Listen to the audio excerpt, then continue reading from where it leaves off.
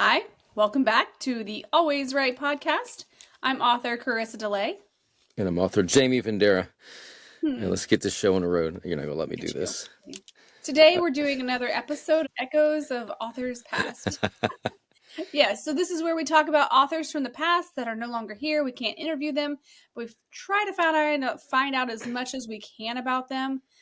Which, you know what I found when I'm researching these authors is they don't have a lot of backstory with their personal lives, just their writing Yeah. and their Well, financial plus we're situations. talking about way back when, so it's not plastered all over social media. So, Way back when the guy died in 1918. yeah, but there was no internet back then. So So we'd have we all the should have smut out there. We we know have everything historical about him. records of America and all these other things. Why can't It is kind of sad that this guy doesn't, because the one thing I liked about him, and I know we'll get into it, is the fact that he was a lawyer and became an author. Because my favorite author, Terry Brooks, same thing. He was a lawyer and was like, I prefer writing. Yeah. All right. So today we're going to talk about Ingersoll Lockwood. He was born 1841 and died in 1918. Let's talk about this American lawyer and writer, best known for his fantasy stuff, his children's fantasy, and then later became this political satire writer. So he's kind of like this author I thought would be really cool to cover with the coincidence. You know, it's almost like a 1800s Simpsons.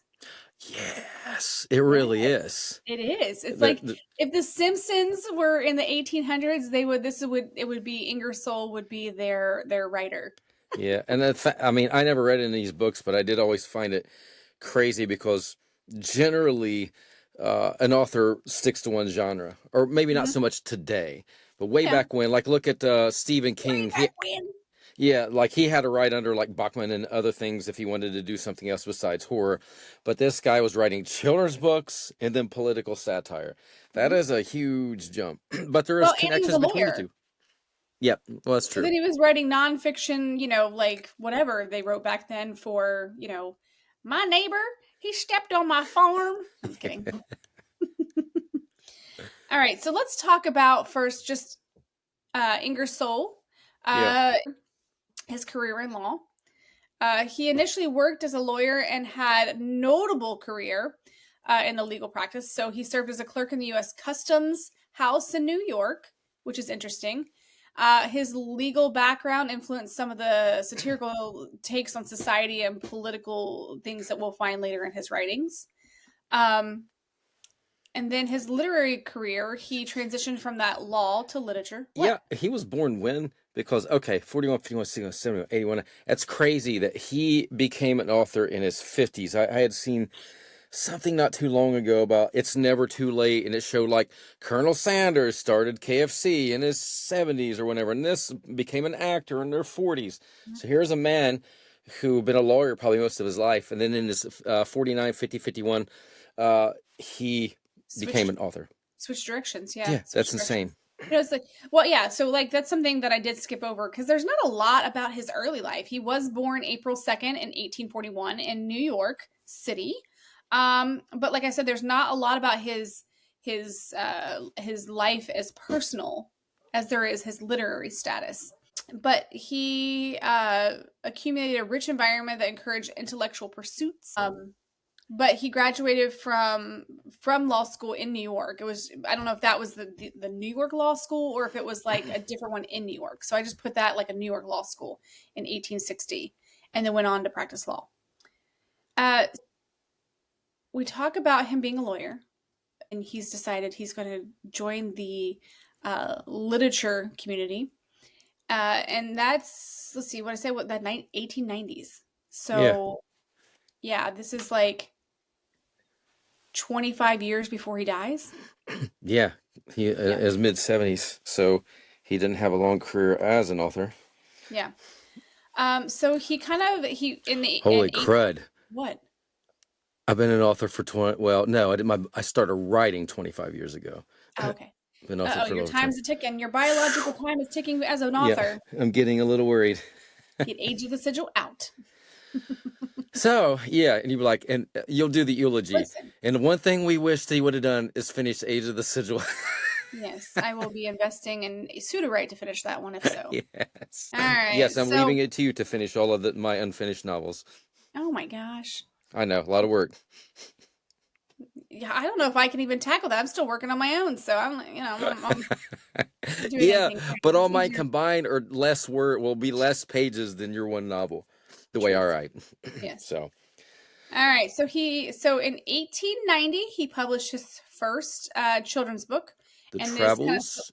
Go ahead. Sorry, didn't mean to oh, step over you. what did you say? I was going to say the name of the book.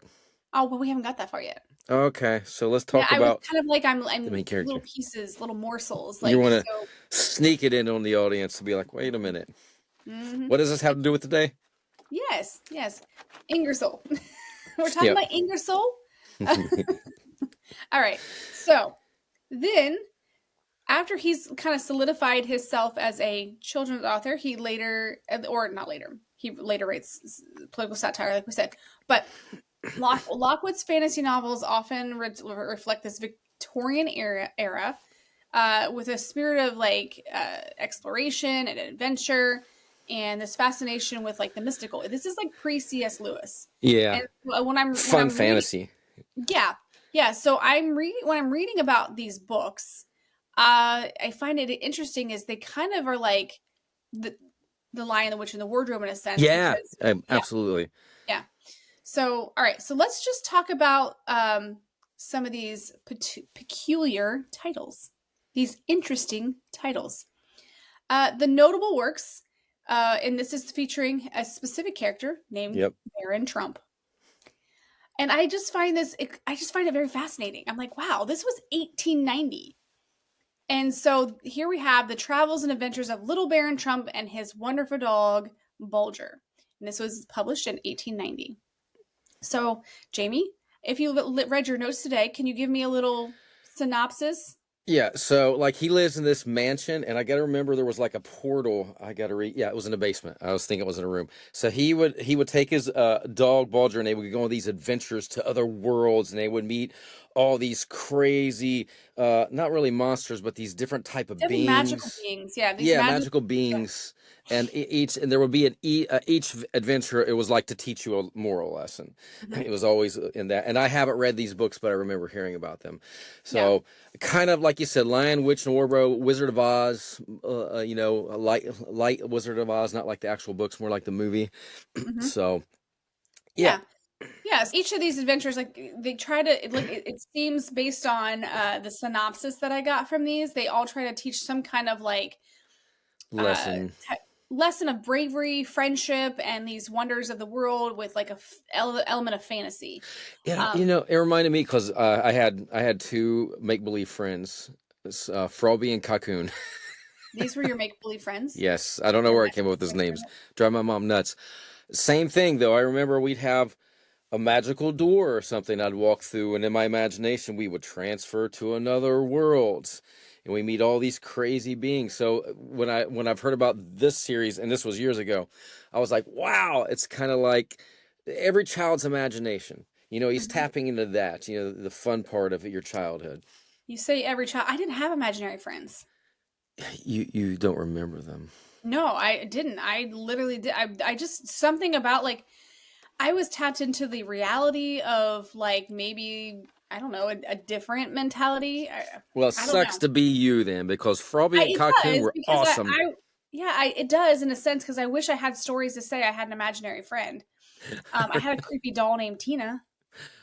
Well, that did she talk back to you in your imagination? No, but like if you would see this doll, even like my kids, it's like almost like the half sister of Annabelle or something. Okay, off topic, not for this podcast. Ask me later about my remote control R2D2, and that's another story. That's something for more of a paranormal podcast. Okay. All right. Noted. Ask Yes, about R2D2. all right. So after the 1890 publication of that first book, he later wrote the second book with for Baron Trump's series, which was Baron Trump's Marvelous Underground Journey. This one was published in 1893. This is like the sequel, and this he discovers a hidden thing underground, this underground world. Like before, it was in the basement of the mansion. Now it's this hidden underground world, and He's armed with a map that he receives from his mentor. The And what is his Don. mentor's name? Yeah, Don. Like say the Don. Don. I Yes. don't know if Don's name was Donald. I don't know. Thanks, Don.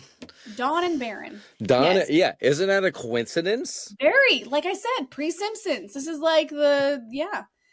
So Baron travels through these mysterious tunnels, enters these strange civilizations, these mythical creatures, and these various challenges that test his wit and resourcefulness.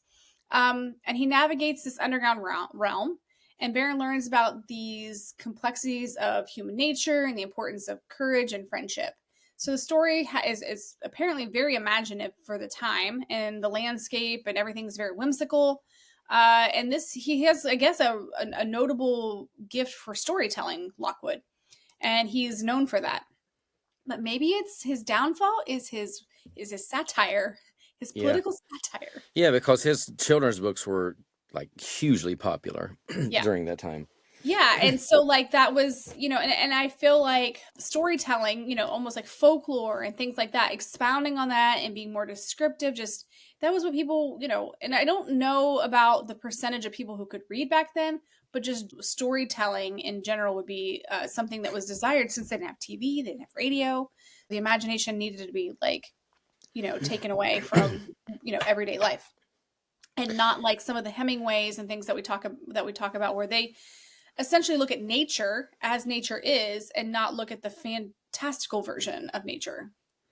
Yeah, and he was writing these during like a really crazy time in history. I mean, there was so Yeah. much happening politically. I mean, Yeah. So industrialization, everything yeah. was So I, booming. I did. Yeah. I put that in the notes specifically because I want people to understand where he was coming from, what was happening in his time politically. So I put out some, and I put these notes in here, Jamie, and I itemized them so they'd be easy for you to read as if we were having a conversation. Yeah, because we've had this conversation, and as I was reading these this morning, I was like, she loves me. I was like, I need to write this so it's like we're having a conversation and it's not like you're reading a And you paragraph. just seen how I did that. Like, this was during American history. I was reading my bullet point, and Mm-hmm. nobody caught it till I told them. Mm-hmm. They probably did. Yep, Like, probably. I'll keep lying to myself. But it was crazy because, there were these people who own corporations and buildings, and they had their interests, and then there was those wars between the laborers, and I'm sure it and was this, like unions and just well, yeah, this is a lot. This is a time of rapid industrialization. A lot was happening then, where you have a lot of these corporations and monopolies, which was eventually became illegal. I mean, you're not supposed to be able to have a monopoly in the United States. yep. But fun facts, like a lot of the monopolies are country or companies outside this country, but they sell in America. Like glasses, all eyeglasses, I think, are made by the exact same company. Wow. They just sell off their designs to different companies, like Michael Kors or Coach or Hmm. whoever you're buying your glasses from, come from the same company. They have just different versions of quality and designs, and Crazy. this is all the Michael Kors design, or this is all the different da da da da. I read a thing on that, and then watched a video on that long, long time ago about like how that is, and that's the same thing like with like it used to be like diamonds that were that way, but I mean it's not anymore like that now that they can manufacture diamonds. But anyways, moving on. So a lot of this caused tension because you've got these big corporations coming in, you've got this industrial, you're losing that whole small business in a sense, like Yeah, the farmers. farmers, workers, they feel like they Yeah. were left behind. So the rich were getting richer, poor were getting poorer. Yeah, there was that also that rise of populism. The farmers and the working class people were left behind, like you said, and the populist party kind of emerged around the 1980s anyways. Um, Advocating for reforms like direct election of senators and monetary changes. There's all this upheaval. They're fighting against what they saw as like capitalism and very similar stuff we're seeing today with the Yeah, divide. and like this is like me being in union years ago. This is when you started seeing organized labor, and they were striking. They wanted better wages, and then we had like the Pullman strike of 1894 was an example, and it was showing how the tension between the laborers and the industrialists were unfolding. So I know he based a lot of his satire on that time, and politically how we were being shaped. This was looked at like the Gilded Age because on the surface things looked prosperous, but beneath the surface there was this widespread corruption going on, and money had such a big influence. I mean, this is probably like, when did the mobs start becoming like a big thing? You're going to see a lot of that underground development stuff because you're seeing all that kind of fester in the behind the scenes. So this is the things that he was dealing with. Not to mention the race relations were another hot topic. Jim Uh, Crow law started. Yeah. yeah, after the Civil War, the Jim Crow laws started to be enforced. So there's a lot of very parallel things happening. A lot of people were fighting against and advocating for civil rights and social justice, and the women's suffrage movement. You know, the women were really starting to organize and fight against their right to vote. So there's so many parallels in um, Ingersoll's timeline, and then to have these book titles. We read the children's books. We understand there are a lot of Lockwood's parallels in his political background. Let's talk about the books that he wrote as a reflection of this timeline. Do you want to start with The this? Great American Mystery. Yes. And that starts with this premise about a political scandal that really shakes up the nation. I'm sorry. This is one of those nerve damage days. I want to sound like this throughout the. Well, then I'll just take over. So this story, it I'll revolves. find it here. I forget Oh, what movie it was. It's like, all right, here we go. Uh, so now I'm back. So that story revolves around the mysterious figure known as the Great Unknown. And he's pulling the strings from behind the scenes, stirring up all sorts of like the trouble. Wizard of And Oz. yes, and he's politically manipulating the country. And there's a mix of characters, of politicians, journalists, everyday citizens as they navigate through all of this chaos. And it really shows you the humors and public perception, how it can impact politics, which Mm-hmm. is honestly, it's kind of relevant today. We are so divided as a country. You could go on one news station and it's like blah blah blah blah, the left suck. You go another one, blah blah, the right suck. So there's all this division and all this turmoil, and that's being stirred up. So it shows you this happened throughout history. It isn't just now. Everyone's like, this is the worst time in politics. Mm-hmm. No, we just didn't have the internet back in the 18 and 1900s, so it Yeah. did exist. Yeah. So this book, the plot thickens and starts as these factions start to form and competing these competing ideologies, this social unrest, and it's questioning their political landscape, and like in the climax of the story, the identity of the great unknown. Now, the great unknown person is never technically identified. I mean, it's finally revealed essentially, but the actual persona is not. Yep. Um, which leads to a discussion about leadership and these dangers of unchecked powers. So when I'm it's like it's the great unknown is kind of like this mysterious Oz type situation, but it also reminds me, did you watch the Leave the World Behind? No, I do want to see that series though. Yeah, so if you watch the movie, actually get into the book too because the book has a different ending, but it's very interesting about who's in Oh, it's a charge. movie. I was thinking it was a series. It's a book Yep. and then it's a movie. Yes, but it's an interesting take on who's pulling the strings because it's no one person. It's a separate like entity that no one knows who it is. It's like strange. It's creepy at the same time. So this really like reminded me of that. You don't know who's pulling the strings.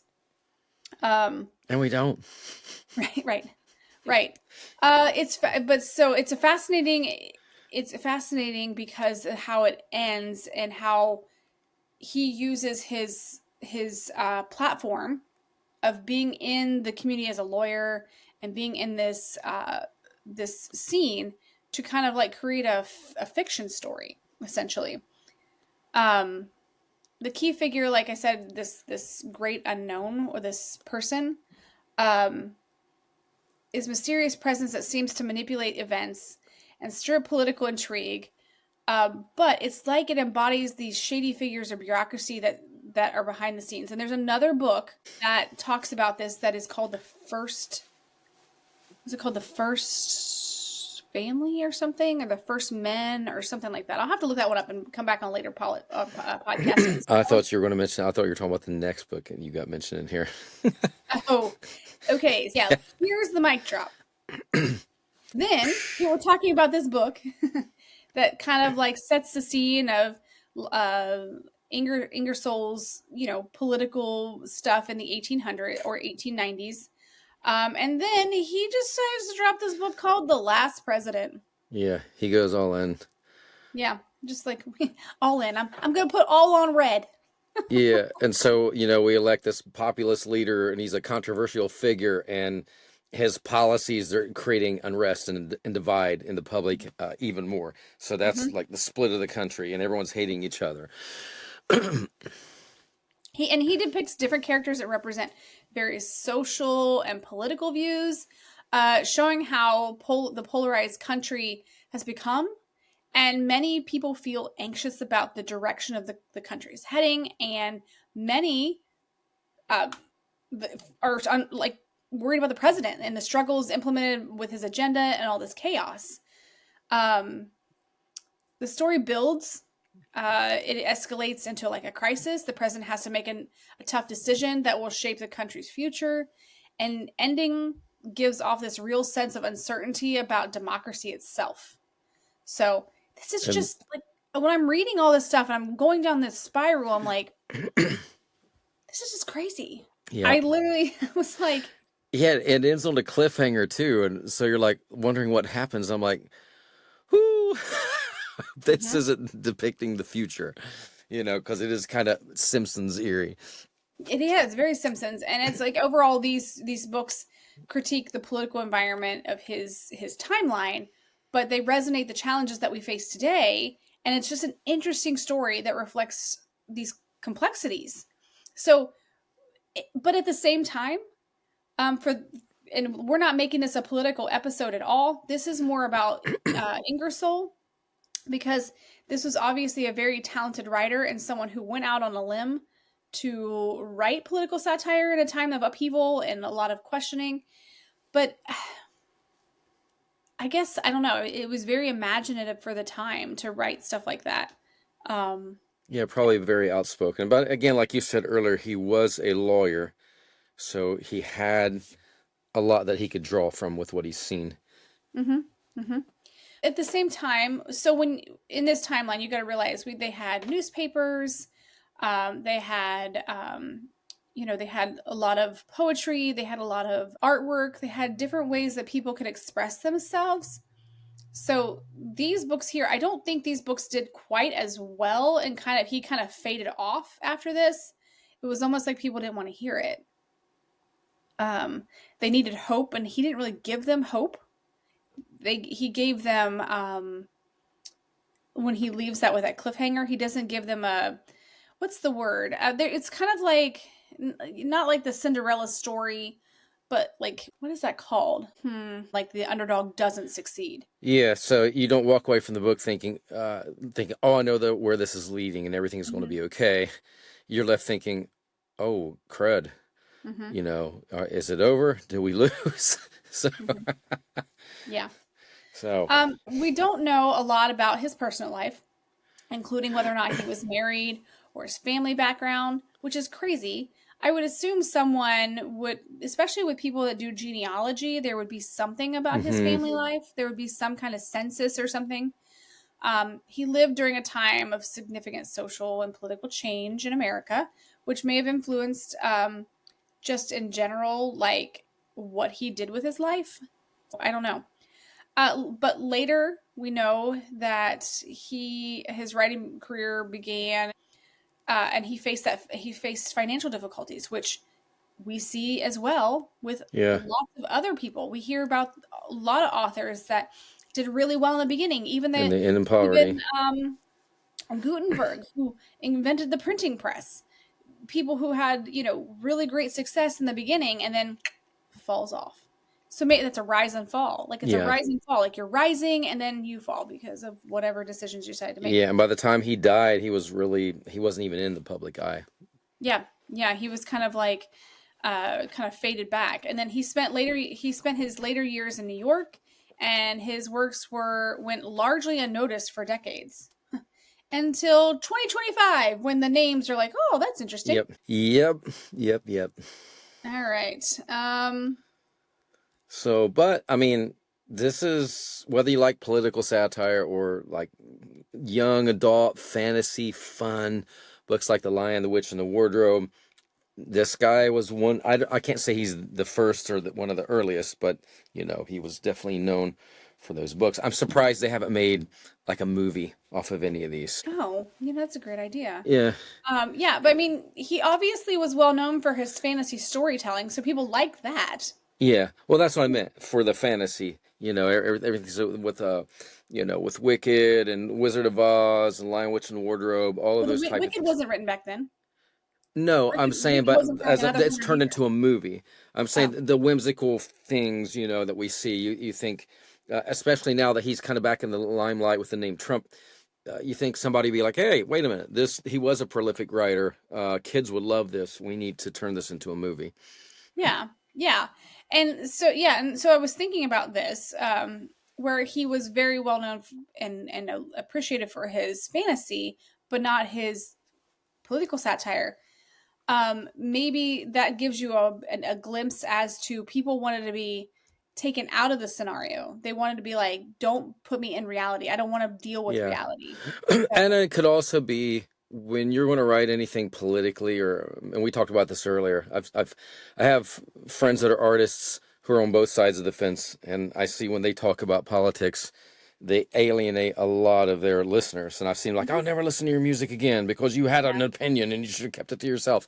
So even though it couldn't be as widespread back then because you didn't have social media, I wonder how many people he offended with those books. Oh, that's true. I didn't even think about that. He probably did offend a lot of people Yep. because, he was kind of pointing fingers at the current administration in a Hmm. sense. And yeah, so I didn't even think about that. You're probably right. He probably did lose a lot of love for what he did. So And that could have affected his sales of his children's books as well. yeah, but that's just a shout out to, don't talk about politics and religion, right? Yep.